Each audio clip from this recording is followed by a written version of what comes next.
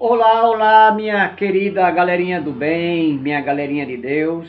Estamos de volta para mais uma aula de história. Você, meu querido aluno do nono ano, estaremos dando sequência e ao mesmo tempo finalizando uma série de aulas sobre Getúlio Vargas. Vocês devem lembrar que há pouco tempo nós estávamos estudando a famosa Era Vargas, né? Aquela era que começa no ano de 1930 e se estende até o ano de 1945. Vargas sai do poder, passa aí um intervalozinho aí de uns 5 anos, ele se torna um político, um senador, um cargo menor, e no ano de 1950 acontece eleições e Vargas volta para o Brasil, volta para a política brasileira, o presidente, desta feita pela mão do povo, pelo voto do povo. Então Vargas,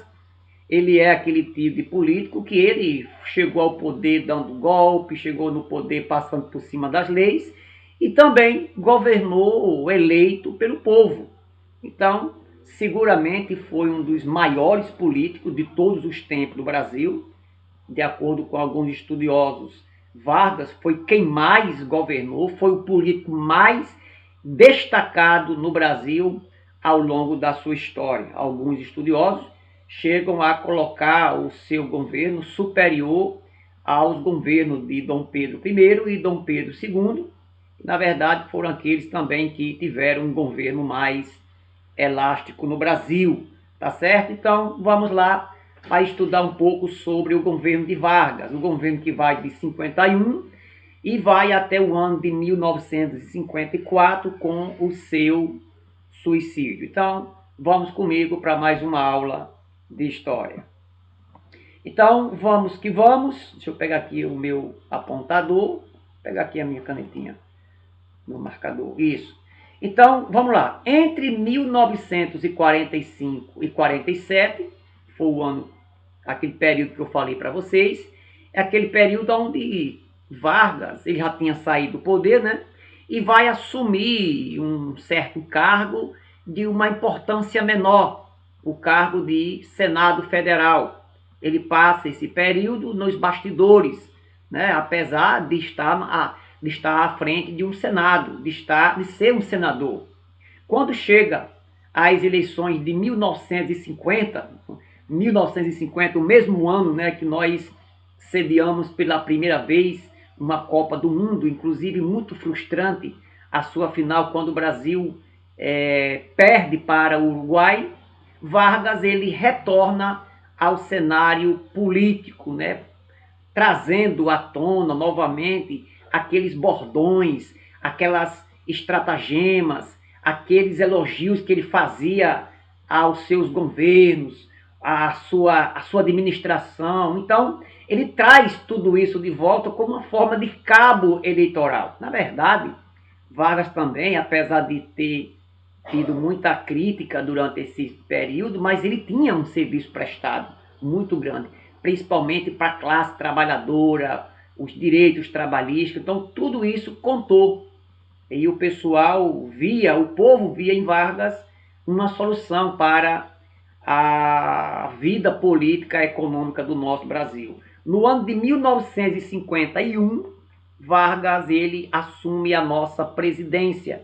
Desta feita, como eu já havia dito na introdução, pelo voto popular, pelo voto, não foi um golpe, não foi ninguém que impôs a chegada dele ao poder. Pelo voto, Vargas ele se candidatou pelo PTB e teve também o apoio do Partido Social Progressista, e ele vence o pleito de 1950 com 48,7% dos votos válidos. Então, foi uma vitória, digamos assim, expressiva, e Vargas assume o poder pela sua última vez.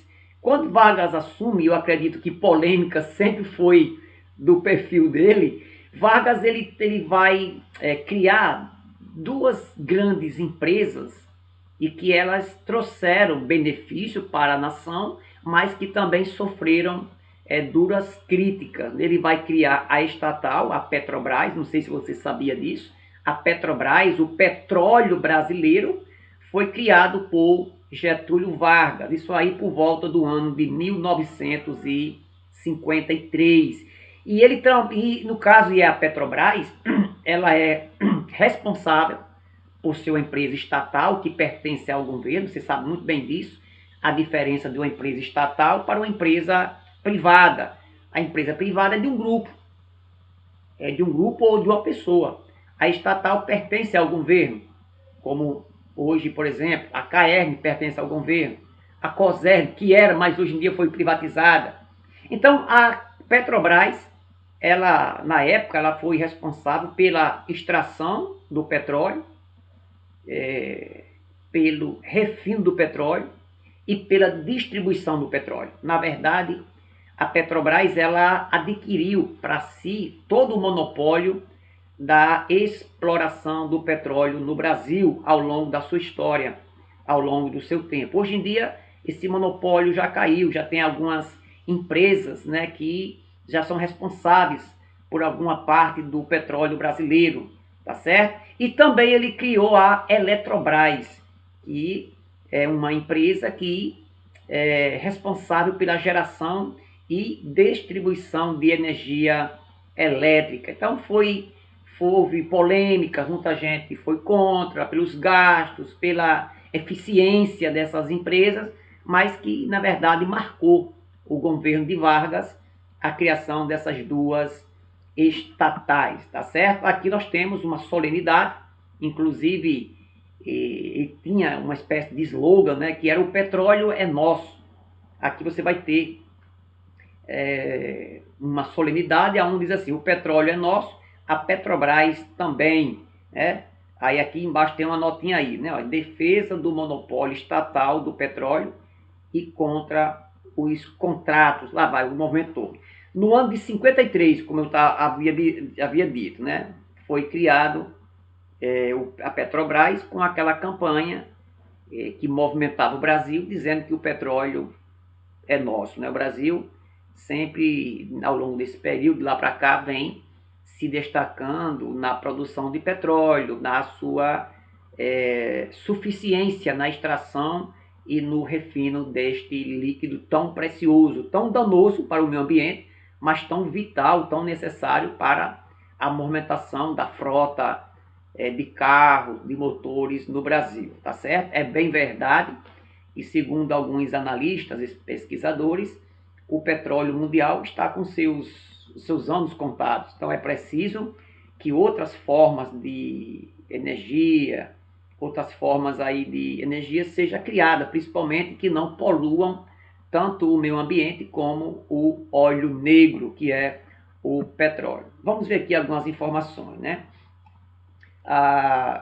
Quando Vargas ele assumiu o nosso governo, ele se mostrou-se contra em relação aos Estados Unidos, em relação às empresas norte-americanas que já estavam instaladas no Brasil, e ele dizia o seguinte, olha, essas empresas norte-americanas no Brasil, isso é uma fachada, isso é um roubo, porque essas empresas estão sendo instaladas aqui para pegar a nossa mão de obra barata, para pegar matéria-prima, só que grande parte das riquezas, se não grande parte, ou não quase totalidade, das riquezas conseguidas com essas multinacionais, os Estados Unidos manda de volta para suas matrizes, que no caso são as empresas mães de tudo isso aí. Então eles reclamavam e que os lucros eram todos mandados para lá e que tinha pouco investimento aqui em solo brasileiro. Na verdade, esta crítica de Vargas se perpetua até os dias atuais.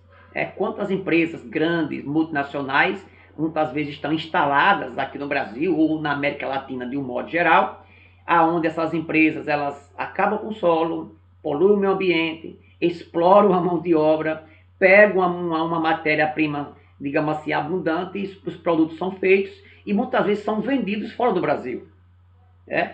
E para enfrentar esse período, Vargas vai fazer uma coisa interessante.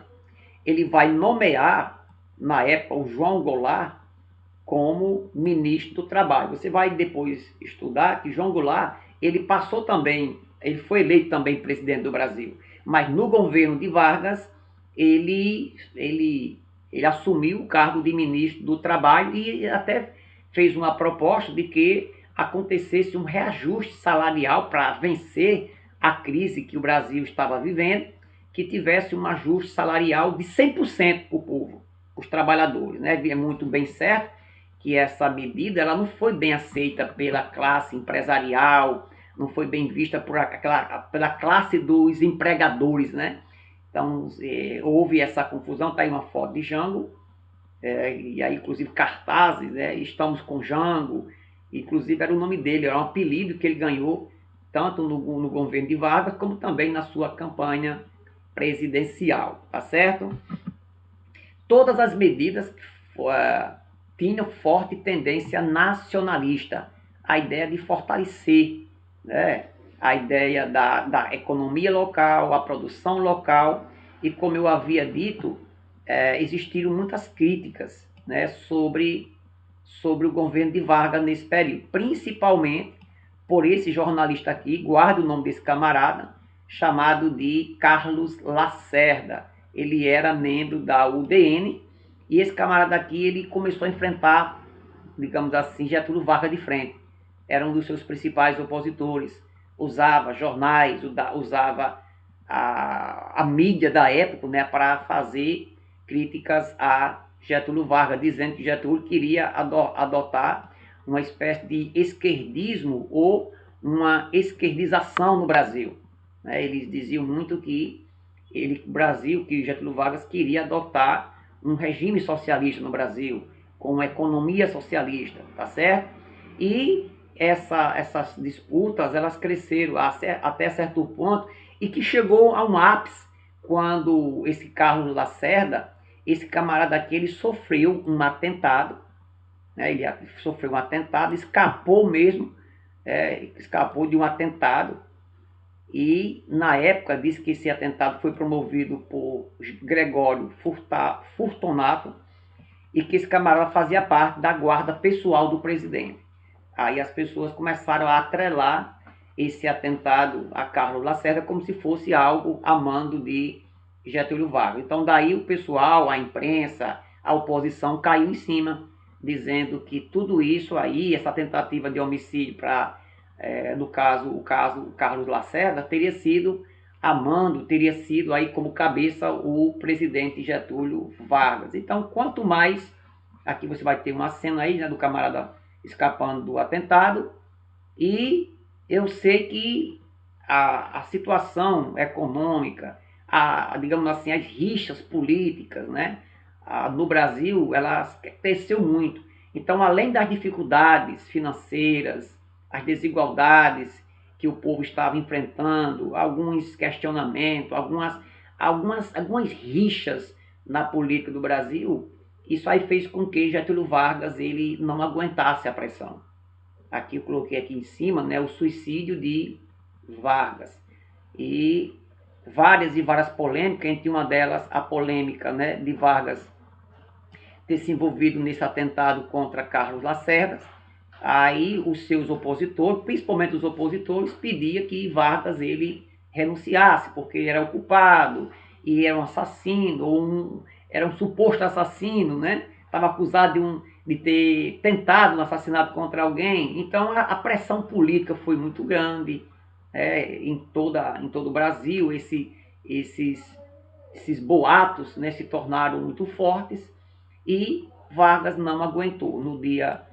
Na manhã do dia 24 de agosto de 54, ele estava no Palácio do Catete, ele pegou uma arma e atirou contra o seu próprio peito, né? E daí ele escreve uma carta, testamento, ele vai dizer um pouco sobre o que aconteceu, né? Ele renunciou, ele vai dizer, inclusive, ele renunciou sua derrota perante grupos nacionalistas internacionais.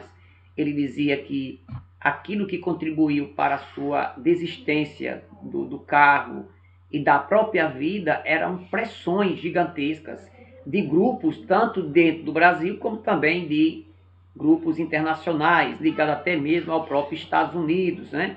Ele vai dizer que eles desprezavam a luta pelo povo e principalmente pelos humildes. Aí aqui nós temos um jornal que na verdade trouxe como matéria de capa Matou-se Vargas, né? Um jornal chamado de Extra, ou Extra de um modo geral, uma notícia extra. Não sei se o jornal era o jornal A Última Hora, mas aí os jornais traz a notícia dizendo que o presidente cumpriu a palavra. E Vargas ele dizia que só morto eu sairei do catete, né? Então ele dizia muito isso, né? Aí a mensagem que Vargas deixou pouco antes de desfechar contra o peito um tiro fatal. Ele diz assim: a sanha dos meus inimigos eu deixo o legado da minha morte. Levo o pesar de não ter podido fazer pelos humildes tudo aquilo que eu desejava. Então, foi uma carta, eu até coloquei mais alguma coisa aqui na frente, uma carta testamento de Getúlio Dornelles Vargas. O trecho da carta diz assim: era escravo do povo e hoje me liberto para a vida eterna. Mas este povo de quem eu fui escravo não mais será escravo de ninguém. Meu sacrifício ficará para sempre em sua alma e o meu sangue terá o preço de seu resgate. Lutei contra a expoliação do Brasil. Lutei contra a expoliação do povo. Tenho lutado de peito aberto. O ódio, as infâmias, a calúnia não abateram o meu ânimo. Eu vos dei a minha vida. Agradeço, ou melhor, ofereço a minha morte. Nada receio. Aí tem uma frase que ficou muito conhecida, deixada por ele, foi essa daqui, ó. Serenamente eu dou o primeiro passo para no caminho da eternidade. Ele disse: eu saio da vida para entrar na história. Então, Vargas nasceu no dia 19 de abril de 1882 e falece no dia 24 de agosto de 1954. Com este ato, né, chegando aí ao final da sua vida, nós chegamos, digamos assim, à história, o final da história política desse político tão importante para a história política, econômica, social do nosso Brasil. Foram quase 20 anos de governo, né? Então teve muito tempo para governar, fez muita coisa, também fez muitas coisas erradas, governou muitas vezes de maneira truculenta, de maneira arbitrária, mas deixou seu nome marcado na história. Temos para vocês aí essa atividade, composta por 4 perguntas, copia no caderno, responde direitinho, capricha naquela foto e manda no meu privado, tá certo? 24 horas para você fazer esta atividade, tá bom? Então, um forte abraço, um joinha e até a próxima aula.